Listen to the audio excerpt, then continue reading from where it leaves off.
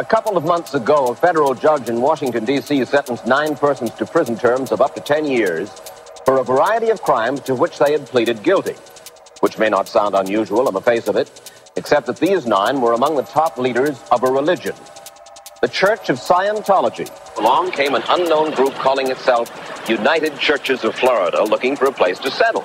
Well, it turned out that United Churches was in fact the Church of Scientology, and that initial deception infuriated these citizens of Clearwater. Their former mayor, Gabe Cazares, was bitterly skeptical of the church. L. Ron Hubbard has stated that Scientology is extremely wealthy, that it has the money to buy cities and even countries. That destructive cult has to know that sparkling Clearwater is not for sale. The mayor continued his attacks, and for his pains, he was placed on the church enemies list. They set out to smear him with sexual innuendo, to ruin him politically. I read to him from a church memo, culled from documents we acquired in our investigation. The purpose of this operation is to actually get real documentation into the files of Mexican licensed bureau or bureaus stating that the mayor got married in Mexico to some Mexican gal 25 years ago who is not his wife, so puts the mayor in a position of bigamy. This can be accomplished either by a bribe or a covert action. So what you're saying was that they were trying to destroy your character, assassinate your character. Without question. Reporter Betty Orsini was doggedly pursuing the story of the church's undercover campaign in Clearwater. So the St. Petersburg Times wound up on their enemies list. Scientologists stole files from the paper's legal offices. Its reporters and editors were harassed. Only, says editor Eugene Patterson, only because the St. Petersburg Times was covering a news story. That's all we were trying to do. Find out who they were, what they were up to, so that we could inform the community. What about the reporter who was involved in the investigation? First, they slandered her to me in an effort to compromise her job. Slandered her? Saying she was printing lies, that she was not giving their side, that she was being unprofessional. After that, they went after Mrs. Orsini's husband. He heads up a small charity here in St. Petersburg, Easter Seals. He's the executive director. And once they found they could not get Betty Orsini off the story, or get the St. Petersburg Times off it, the next thing we knew, an anonymous letter, a poison pen letter, charging criminality to Mrs. Orsini's husband, landed on our city desk and that of 2 or 3 other newspapers in Florida. The man was innocent, and I think they thought that we were some Bush League newspaper that they could scare out of the box. Paulette Cooper wrote a book back in 1971 called The Scandal of Scientology. Now, the Scientologists did not want you to read this book. To try to silence her, the so-called Guardian's Office of the church cooked up a scheme to steal some of her stationery and make it appear that she had sent the church office 2 bomb threats. I read from one of the forgeries. James, this is the last time I'm warning you.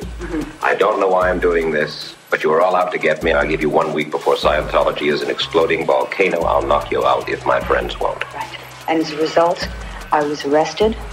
I was indicted on 3 counts. I faced up to 15 years in jail if I was convicted. The whole ordeal fighting these charges took 8 months. It cost me $19,000 in legal fees. I went into such a depression. I couldn't eat, I couldn't sleep, I couldn't write. I went down to 83 pounds.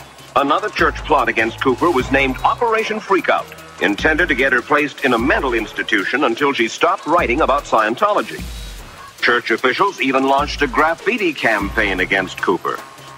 They put my name up on walls in New York City where I live with my phone number so people would call me. They put my name on pornographic mailing lists so that I would get all kinds of disgusting mail. You see, for years I was saying that these types of things were going on. And people thought, well, what is she talking about? This is a church.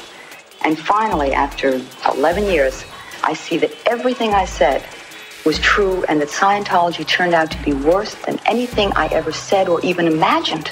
The 2 church leaders went on to explain that those attacks were made only in response to perceived threats to the existence of the church. You set out to smear Gabe Cazares, the then mayor of Clearwater, smear him with sexual innuendo, harassed his wife on the telephone. The Church of Scientology. You must admit, if I lived in Clearwater, if you lived in Clearwater and weren't a member of the Church of Scientology, you'd say, what in the world has this got to do with religion? I think that we,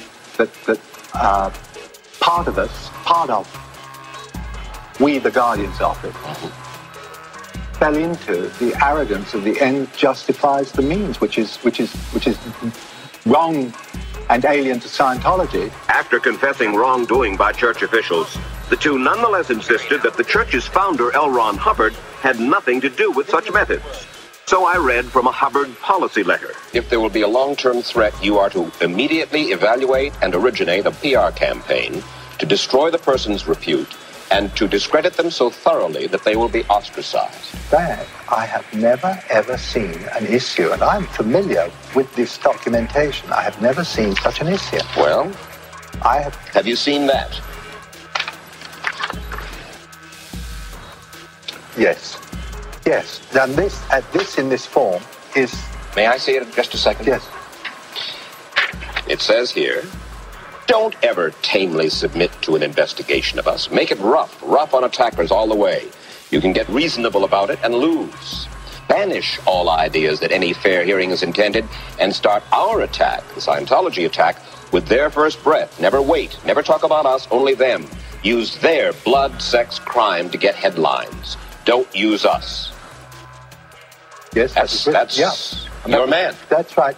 It was apparent that although the two church leaders seemed eager to plead guilty to church wrongdoing, they apparently had not communicated any comparable sense of guilt to these church members. You say that ethics are very important to a Scientologist. Very to me. Well, then please try to help me understand. The ethics involved in trying to smear the mayor of Clearwater, In trying to get the job of the fellow who runs the St. Petersburg Times. All true and all acknowledged. In the name of religion?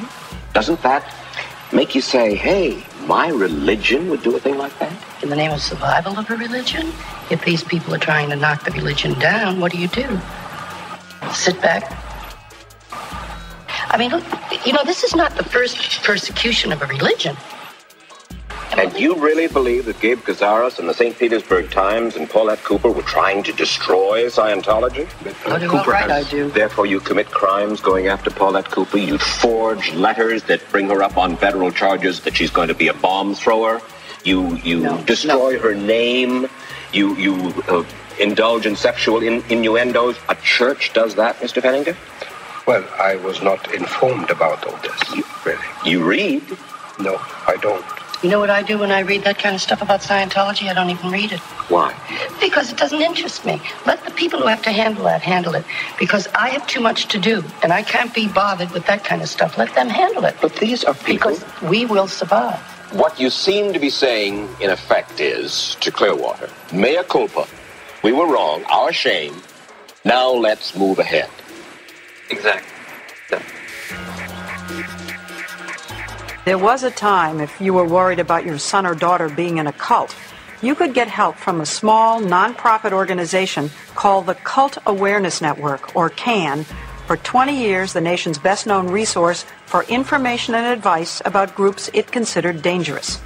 Among them was Scientology, a church not known for turning the other cheek. Cynthia Kisser says the church's final assault on CAN began when hundreds of Scientologists from around the country wrote virtually identical letters asking to become members of CAN.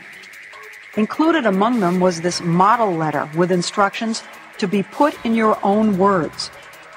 Fearing, she says, the church was out to take control of CAN, Kisser denied their applications to join. CAN was then hit with a barrage of lawsuits by individual Scientologists claiming religious discrimination. I got hit with 12 suits in 1 week. In all, CAN was hit with more than 50 lawsuits. Even though most of the suits were eventually dropped or won by CAN, she says the cost of defending them, nearly $2 million, drove CAN to the brink of bankruptcy. Today, CAN is under new management. Last year, a member of the church bought CAN's name, logo, and hotline number in bankruptcy court for $20,000. Hello, Cult Awareness Network. Now when you call looking for information about a cult, chances are the person you're talking to is a Scientologist.